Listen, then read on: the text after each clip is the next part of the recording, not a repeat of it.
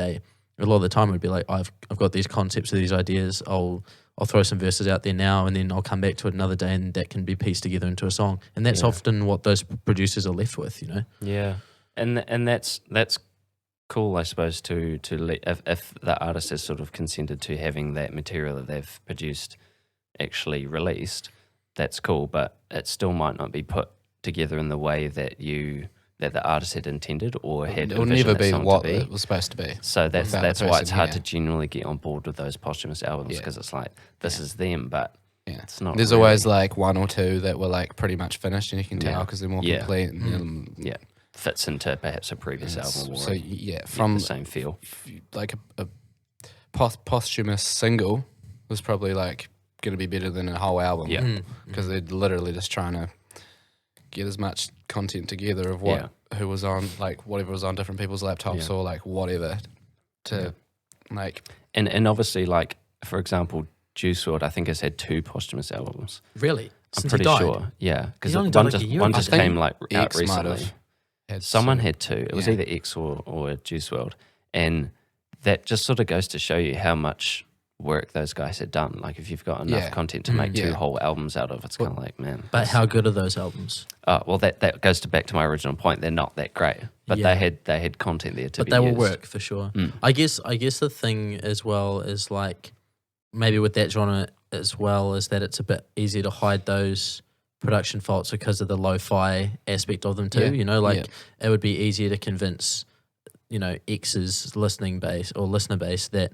these were songs that were fully formed or made while he was still alive, or you know, around when he was still alive, because his songs kind of had that demo form to them a lot of the time anyway. Yeah, but that's the the way they're made. So like through the laptop, I guess that's kind of like a sonic thing that you can hear more, especially in trap music because it's all electronic. A lot of it's, well, I'd say all of it's made on laptops. But like the music, it does. I think it's because they're like 2-minute songs though, in a way too. It's like little ideas. Yeah, and I think when they're like probably trying to put one of the albums together, it'll be pieces of different verses. They're only looking for vocals, so it'll just be a whole lot of different things, and they can make a song out of 3 different demo ideas that he's had together. Yeah, for sure. Whoever, and just put a backing track and you beat behind it. Yeah, and they've got like one of the hottest songs. And alongside that point, a lot of those albums are filled with features as well. Yeah, I think one of the Juice WRLD albums, just every song has a feature. Then you're only looking for one verse. Yeah, you know? Yeah, and then you just get someone else to easily just and they're the new marketable face for it. They get put in the video. Yeah, exactly. Like makes sense. Yeah, but it's still to your original question.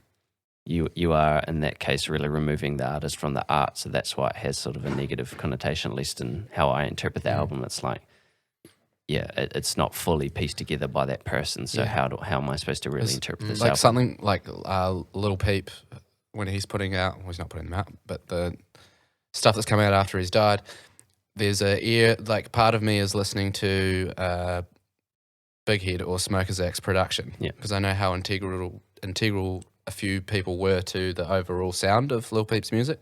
So you can kind of be like, for me, I'm like excited for more Lil Peep songs, obviously, but at the same time, some whatever production these people were putting on it too. But say that's actually probably the only artist that's died that I'm kind of going to be like overly like, wow, because I like the way it sounds. I like the idea of blending the distorted guitars with trap music, and kind of that whole group of people, that GBC and people that are the artists and the producers and all of that, I'm always kind of pretty excited to see what's coming out of that. In that case of Goth Boy Click and Lil Peep, it's easy to sort of have perhaps a posthumous album because a lot of the producers that were working with Lil Peep were pretty much Lil Peep's producers. So you almost know whenever it's a Smoker Sack beat or whoever that it sounds like a Lil Peep song anyway. So it's easy to do that. Whereas if you just have sort of random, just high quality people in on a track, compiled. Yeah, you can sort of tell when it's perhaps not a beat that they would have chosen or something. That's what's like. Yeah, it's interesting, I guess, when the difference between admiration for an artist that's passed away and them as like a commodity. Like you could say that Lil Peep would have the production crew around him that were supporting him when he was alive, and they would want to see his material through to like the best of their ability because they're invested in it. Yeah. Whereas when somebody becomes a commodity because of their name or because of that sales figure that they can generate, e.g. taking that example again, Tupac, it's almost like they almost auction off. It would be a thing that would go around. It'd be like, hey, people would know people, and they'd be like, I've heard rumors that they're looking for producers to make Tupac's album based off of old demos. Yeah. You know what I mean? And then it becomes a passable, tradable thing where you can change the actual oral content of it is going to be a lot different. Can go so wrong though. Imagine taking it on and then the whole fan base not liking what you do with the music. Especially It someone happens a like lot. Tupac, that would be detrimental. It happens a lot, Yeah. for sure.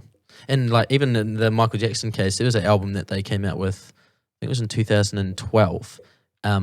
Like 6 of the songs on the album weren't even by Michael Jackson. They were somebody that the studio had hired to impersonate Sound like Michael him, Jackson's voice. Yeah, That's so crazy. that's it's still an art form, but it's not Michael Jackson. Well, how messed up is that? Like you can't even rest at that point. Yeah. You're literally dead. You're in the ground. You've been dead for a while. Yeah. It's like they're still pushing your brand. Yeah. Yeah. And they won't let you go. It's like Yeah. hologram concerts, It's Yeah.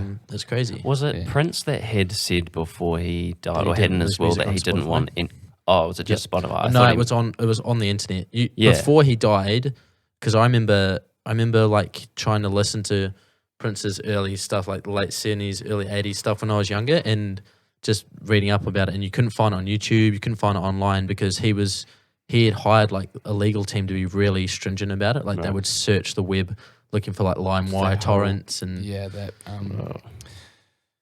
the torrenting thing that popped up kind of scared a lot of people, and Yeah. they were instantly negative over it, which is fair because it's a loss of money and stuff. But it's like a massive negative reaction to that in the early 2000s. I remember was Metallica and Napster. the drummer for Metallica. Like I can't remember if he was for or against it. He was but against he it. was against, There's a little girl that they sued. and it was like, we will like bring them down. Yeah. It's like, nah, that didn't work. It's Yeah. like freedom to the people. Like it's always going to go, to the mass Yeah. side or whatever. But And the shoe's kind of on the other foot in some ways as well, because I saw a little Vice documentary the other day actually about It Wasn't Me by Shaggy, right? I So watched that. So basically it's one of the biggest selling songs of the 2000s, and the reason that it kind of blew up was because there was this DJ in Hawaii that was looking for new music to play on his radio station at the time, and he was using Napster to like download stuff. True. And he saw that Shaggy had a new album. I was like, oh, try this, try it out. Like just download it off Napster.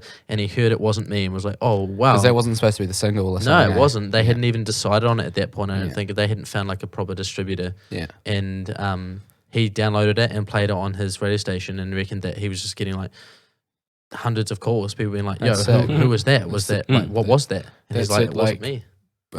Snowballing because of people actually enjoying it rather Yeah. than it being forcefully kind of like made to be put in front of you and you accept that you like it. Like pop music, how it's just saturated or whatever. Yeah. It's cool to see like organically grow through like a community.